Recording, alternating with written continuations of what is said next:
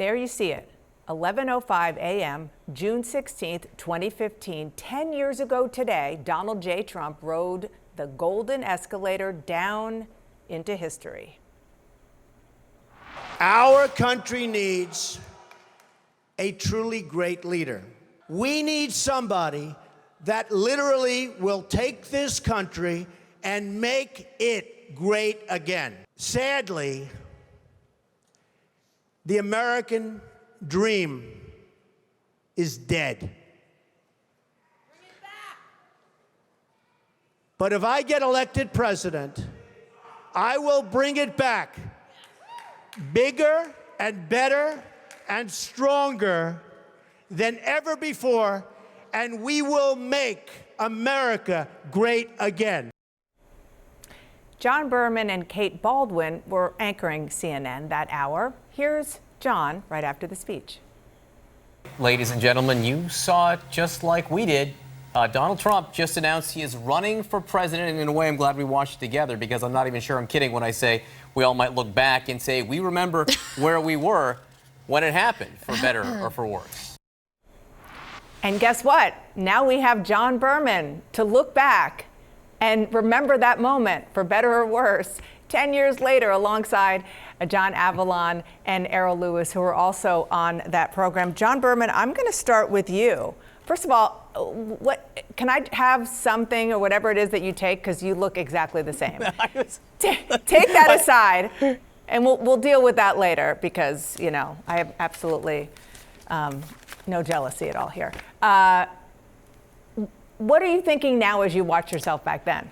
Hey, my doctor's great. I've had a lot of work done, and I appreciate everything that's been, put into my face. No, look, I remember so vividly that moment. First of all, because we'd never seen a presidential announcement like that. I think that goes without saying. But the second thing is, I think you have to remember the context, because I was sitting there, and 4 years before, I had covered Donald Trump's flirtation with running when he was doing all the birther stuff. I chased him to New Hampshire. I remember being in Portsmouth, New Hampshire, running around the streets after him.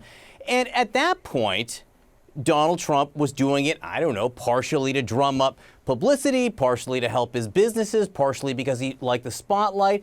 So when we were sitting there 10 years ago, I think one of the issues was, is he really serious this time? Is he really going to go through with it? And I think that I was most, not surprised, but what struck me the most was, wow, he really did it. After flirting with this for so many years, he really just did it. And I think he did it in a way that I think was truly remarkable. Again, as I said then, for better or for worse, but it was worthy of remark. I think we can all agree on that. Well, you sort of you were way ahead of where I was, because I was still in Florida covering Jeb Bush's presidential announcement, which was the day before. I didn't think it was important to run back. So that remark was many steps ahead of where I was then, I'll tell you that. Errol Louis and John Avlon, you haven't aged either. I do want our viewers to hear what you said after that event. The public seems to know or like something about this guy. So we'll take it for what it is. I would caution everybody. The first election I ever voted in a long time ago was in 1980. And people said this B-movie actor, Ronald Reagan, he was playing opposite a chimpanzee. He couldn't possibly be a serious candidate for office. And he won the presidency twice. That was about as unhinged street theater as you're ever going to see on a presidential stage. So wait, John, it gives P.T. Barnum a bad name. Hell, it gives clowns a bad name. This isn't remotely analogous to Ronald Reagan, a two-term governor of California. Not even a little bit. This is a reality TV show star trying to run to pump up his profile even more because he's drunk on pure ego. John Avlon, I'll let you start. I stand behind it. I mean, look, obviously no one could have anticipated that calling Mexicans rapists and murderers would lead to a growth in the Latino vote for Republicans. I think he ushered in a new era of populism that is a mirror to our culture, a reality TV show culture. I also think he has demonstrably degraded our democracy over the past decade in ways that no one could have anticipated. Involving lying about an election result and an attack on our Capitol. And certainly no one would have expected that he'd be reelected 4 years after that. So he was definitely a breaking of all precedent, more than just pure populism. I just written a book called Wingnuts about extremism in American politics, and he seemed to be the acceleration of that, and indeed he was. Carol? Yeah, very much like John Berman, I was expecting him to come down the escalator and say, stand by, and the answer may surprise you, and, you know, make sure you watch my next TV special or whatever it might have been. We thought it was a bit of hucksterism that was going on.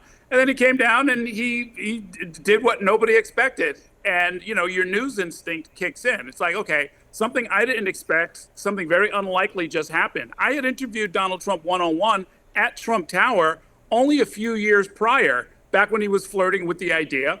And it was, you know, much of that was the kind of leading people along. Oh, I might do it. I might not do it. I've got some ideas. The answer may surprise you, all of that kind of stuff. And I was prepared for one more round of it. But no, when politics has changed fundamentally right in front of your face, it's one of the privileges of being a journalist. You sort of have to watch it. And it's a tsunami rolling through that you didn't expect. And you kind of, you know, tell people what you've seen and tell them, if you're going to do pattern recognition, which is most of what political analysis is, you also have to tell people when the pattern has been broken. Well, speaking of pattern recognition, John Berman, just the end of the clip that we played of Donald Trump saying, "Make America great again." Here we are 10 years later, "Make America great again," MAGA is, not only is he consistent with that, it's become the Republican Party. The movement of the GOP is MAGA. So that's one thing that's really striking.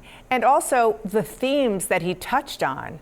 Of course, we heard him talking about immigration and the fact that he was using words that Republicans were trying to run away from, demonizing illegal immigrants, and he ran towards it. He's still doing that. He had a press conference just a short while ago where he was using virtually the same language. Now he's in his second term.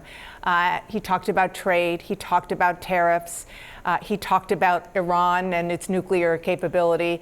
It's really stunning how he has some of these themes. Never mind the branding, which has obviously made him who he is, but also some of the policies which he latched onto then, and he's still pushing.